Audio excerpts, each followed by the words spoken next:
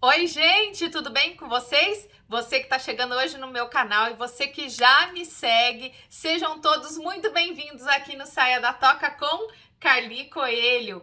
Pois bem, gente, então venham se aconchegando, já pega o seu chazinho, sua aguinha, seu cafezinho, o que quer que seja. Eu tô aqui, ó, com o meu chazinho de especiarias, de canela, gengibre e com notas de chocolate. Olha que chique. Só para fazer um vídeo para vocês, olha, na maior categoria, entendeu? Porque vocês merecem. E aí, vocês, gente, ó, me dê atenção, foca aqui para mim, porque hoje eu vou dar uma cutucada em você, sabe? Eu vou ser aquela pedrinha no sapato, mas é para uma coisa boa, viu, gente? É para uma coisa boa, vai valer a pena. Mas antes da gente começar a falar do vídeo, eu queria fazer aquela perguntinha de sempre. Vocês já se inscreveram nas minhas redes sociais? Já se inscreveram no YouTube, no Saia da Toca com Carli Coelho? E no Instagram, no @Saia da Toca com Carli? Não? Gente, é fácil. É só sentar o dedo no botãozinho inscreva-se, entendeu? Acionar o sininho das notificações para receber todo o conteúdo quentinho, fresquinho que tá vindo para você. Já dá um like aqui nesse vídeo e já compartilha com todo mundo, porque eu falei já, gente, vai valer a pena. São dicas muito úteis para você. Bom, o vídeo de hoje vai ser sobre os desafios do TCC. Presta atenção, hein? Desafios. Em nenhum momento eu falei dificuldade, porque, na verdade, o TCC não é difícil. O TCC ele é trabalhoso e ele depende única e exclusivamente do seu esforço, ou seja, você será o seu maior desafio. Pois bem, eu sei, eu já passei por isso. Gente, sabe quando você tem muita coisa para fazer? O TCC ele é uma coisa nova dentro da sua rotina e você tem que cumprir com os prazos, né? E você tá atolado de coisa para fazer, e o que você começa a fazer? Procrastinar. Gente, quando eu tô nessa situação, tem dia que eu tenho vontade de limpar a geladeira. Pensa bem, limpar a geladeira é um saco. Eu prefiro limpar a geladeira do que fazer as coisas importantes que eu tenho para fazer. Você é um procrastinador? Escreva aqui para mim nos comentários quais são os seus atos procrastinantes desses momentos de tarefas, muitas coisas importantes para fazer que vocês acabam deixando para depois. Pois esses atos de procrastinação, eles vão ter que ser excluídos da sua vida nesse período do TCC, para que o seu TCC seja um pouco mais tranquilo, para que o seu TCC seja leve, para que você cumpra com todos os prazos e para que você não fique descabelado e ouvindo todas essas coisas que todo mundo ouve falar do TCC. Então, gente, foca aqui comigo, pega já papel e caneta para anotar todas essas dicas e bora pro vídeo.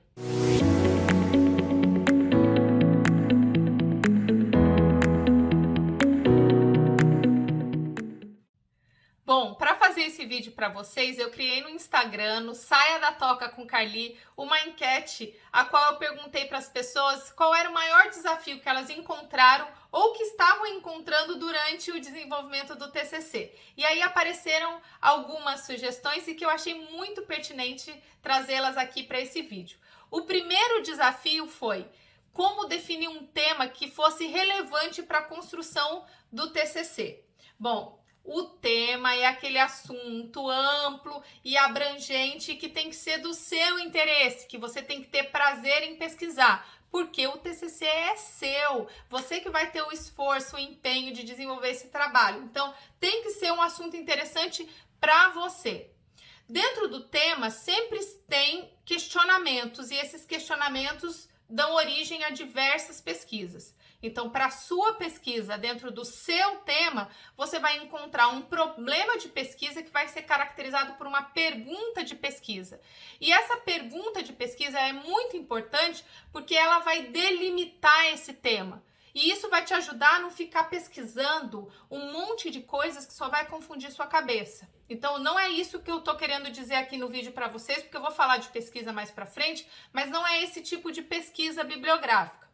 A minha sugestão para vocês encontrarem um tema relevante e que vai potencializar a sua pergunta de pesquisa é: conversar com pessoas que trabalham nessa área, perguntar para essas pessoas se elas sentem falta de informação, quais são as vantagens e as desvantagens nessa área, porque isso começa a te ajudar a se familiarizar mais com esse assunto. Usem o Google, entendeu? Que é uma ferramenta riquíssima. Ali no Google vocês vão conseguir muitas informações. É verdade que o Google traz, sim, informações de fontes não tão confiáveis, mas traz muita informação de fontes legais. E ali vocês podem encontrar outros especialistas, vocês podem ver vídeos, enfim, vários tipos de informação que vão te ajudar a entender como esse tema tá agora na atualidade, o que esse tema tem de tão importante, de tão de relevante, principalmente no período que a gente vive hoje, que é esse período de pandemia e que fez vir à tona vários assuntos que a gente nem pensava. Então, essa é a minha sugestão, que vocês foquem nesse tipo de pesquisa e não tanto nessa pesquisa bibliográfica, porque eu acho que isso pode confundir muito a cabeça de vocês. O segundo desafio que eu trago aqui para vocês é encontrar um orientador que quer orientar o seu trabalho dentro do tema que você escolheu, que é o seu tema de interesse. E aí, gente, agora eu vou mostrar aqui para vocês o outro lado da moeda. O professor, ele tem que montar a aula, ele tem que se atualizar, ele tem que dar aula propriamente dita, ele monta provas, ele corrige as provas, além de outras atividades que ele desempenha, né, solicitadas pelas instituições de ensino. Além disso, eles têm as funções dentro de casa com a família e associado a isso tudo, ainda tem uma demanda de alunos buscando por orientação. Então, esses professores, eles têm, em média, uns 15 trabalhos para corrigir. Isso eu tô falando por experiência própria. E aí você tá nesse meio e também tá querendo a orientação desse professor. Por quê? Porque é um professor carismático, que tem uma comunicação mais fácil. E foi através dele, da paixão que ele tem sobre aquele assunto, que você se interessou pelo seu tema. Então, você quer ele como orientador. Como que você faz para ganhar esse espacinho? Como que você faz para conquistar o coração desse seu orientador? Bom, de novo, o desafio está com você. Você tem que se diferenciar dos outros alunos, você tem que se destacar. Como você vai fazer isso? Se você chegar no seu orientador já com um tema e com a pergunta da sua pesquisa bem delimitada, se você já chega para o seu orientador e você já tem um esboço de uma introdução, por exemplo, né, falando sobre esses assuntos, mostrando ali o seu problema de pesquisa, justificativa, já com as citações, já tem as referências e você já pensou numa metodologia, olha, você já conquistou o coração desse professor, assim, de primeira. Com certeza você vai ganhar um espaço. E aí é aonde o Saia da Toca comigo entra, porque o nosso objetivo aqui é esse, é trabalhar em paralelo com esses professores orientadores e ajudar que você tenha o destaque perante os outros alunos, porque aqui você pode aprender como escrever a sua introdução, como fazer as citações, como fazer as referências, como pensar na pergunta de pesquisa, em saber se o seu tema é relevante ou não. Então, trabalhando em conjunto, unindo todas essas forças, o seu orientador, que você gosta muito, que tem uma comunicação muito fácil, que tem domínio sobre o seu tema, juntando o seu esforço, a sua dedicação, a sua autonomia, a sua proatividade, e juntando aqui todas as forças do Saia da Toca, eu te garanto que o resultado final chama-se TCC de sucesso. Vem comigo! O terceiro desafio, e que também apareceu na minha enquete, que é muito pertinente trazê-lo aqui para esse vídeo, é a dificuldade que alguns alunos encontram na hora de fazer a busca pelos materiais que vão compor o TCC e como fazer isso de forma correta. Então, a primeira coisa que vocês têm que fazer é descobrir quais são os principais bancos de dados que contêm informações referentes à sua área de trabalho, sua área de estudo, enfim. Então, se é da área da saúde, quais são os bancos de dados? Quais são as bibliotecas virtuais? Se é da área das exatas, quais são? Da área de humanas, quais são? E assim por diante.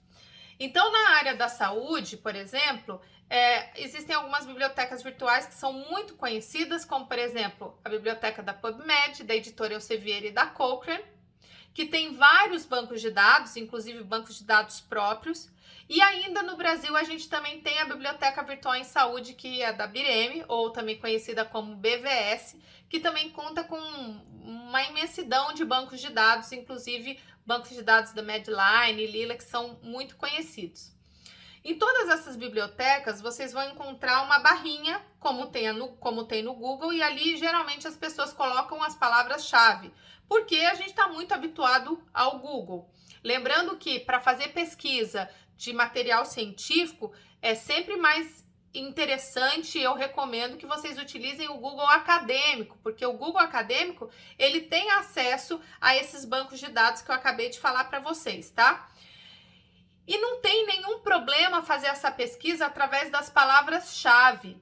O grande problema é que essas palavras não sofreram pelo processo de indexação. Então, a inteligência artificial dessas bibliotecas muitas vezes não conseguem capturar o número suficiente de artigos, de materiais pelas palavras-chave, porque ela não reconhece como esse termo trabalhado, né, catalogado. E para isso, eles atribuíram, então, termos chamados de descritores. Desse modo, em todas as bibliotecas, existe um ícone de identificação dos descritores. Então, na literatura internacional, nas bibliotecas internacionais, geralmente esse ícone é chamado de mesh ou de entry, que é o ícone da biblioteca da editora Elsevier. E na BVS você vai encontrar dex/mesh. Dex, eu acredito que venha de descritores. E aí você clica nesses ícones e você coloca lá a palavra-chave e através da palavra-chave ele vai buscar o descritor. Uma dica, e que eu acho interessante fazer isso, é utilizar o dex/mesh da BVS para fazer a busca dos descritores. Por quê? Porque a BVS traz os descritores em 3 línguas: português, inglês e espanhol. Então já ajuda quando você for procurar na PubMed ou na Elsevier ou na Cochrane, porque você já vai ter uma ideia do possível descritor em inglês, por exemplo. Então você vai colocar a palavra-chave e ele já vai trazer esse descritor. Gente, aqui entramos também, eu já aproveito falando disso para entrar no 4º desafio. Muitos alunos às vezes reclamam que não conseguiram achar material suficiente para escrever sobre aquele trabalho. E aí quando eu vou ver, ou porque está usando palavra-chave, não está conseguindo capturar pelos descritores, porque não sabia, não conhecia sobre isso, ou porque está ficando restrito apenas na literatura de língua portuguesa. Gente, de novo o desafio é seu.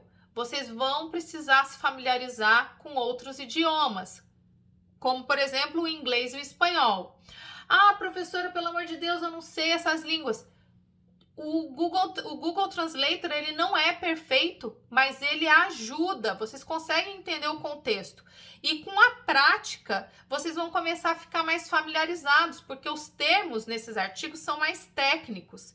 Então, eu recomendo que vocês identifiquem os descritores e que vocês estejam mais abertos para poder ler artigos em inglês e em espanhol.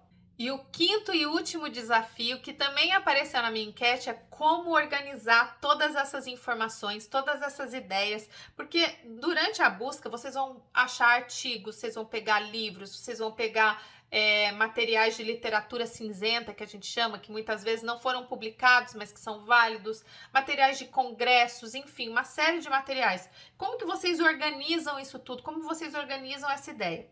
E aí eu vou colocar aqui no card, para quem não assistiu, assistam, que é o vídeo que fala sobre tipos de trabalhos acadêmicos. E dentre esses tipos de trabalhos acadêmicos, eu falei muito sobre o fichamento. E o fichamento, ele pode ser utilizado como um trabalho acadêmico, né, para, sei lá, fins de avaliação, ou até mesmo como TCC, como, enfim, não sei, depende de cada professor, mas ele é um ótimo recurso de estudo. Então, existem 3 tipos de fichamento: o de citação, o de resumo e o bibliográfico. Então, o que acontece? Quando vocês fizerem esse fichamento bibliográfico, né, que vocês têm lá o título e tal, vocês leram todo esse artigo, o que vocês vão fazer? Vocês vão escrever um resumo ou os principais pontos desse artigo e vocês vão fazer um fichamento, porque vocês não precisam voltar no artigo e ler ele todo de novo. Pelo fichamento, você já sabe do que ele se trata. Então, essa é uma ótima forma de organizar e é uma ótima forma de você fazer um resumão das partes mais relevantes, mais importantes daquele artigo. E aí, quando você faz esse resumão, nesse fichamento, você já consegue identificar, nossa, esse assunto aqui é mais genérico, então eu posso utilizar ele na introdução. Nossa, esse assunto aqui, ele debate bem, ele explica algumas coisas, eu posso usar ele para discussão. Não, esse resumo aqui, ele fala muito sobre o que eu preciso apresentar nos meus resultados. Então, através do fichamento, é uma sugestão, eu acho que vocês podem organizar muito bem todas essas ideias e eu acho que é um ótimo recurso para vocês. Bom, gente, eu espero que vocês tenham gostado desse vídeo, que esses desafios tenham te tocado. Eu falei que eu ia dar um cutucão. Como vocês perceberam, tudo vai depender do esforço de vocês, mas se vocês fizerem um pouquinho todos os dias, se vocês mantiverem uma organização, se vocês cumprirem com o cronograma, vocês vão ter tempo para fazer tudo, tá bom? Então, ó, deixa um like nesse vídeo, compartilha, se inscreva nas redes sociais e eu te vejo no próximo, hein? Beijo, tchau!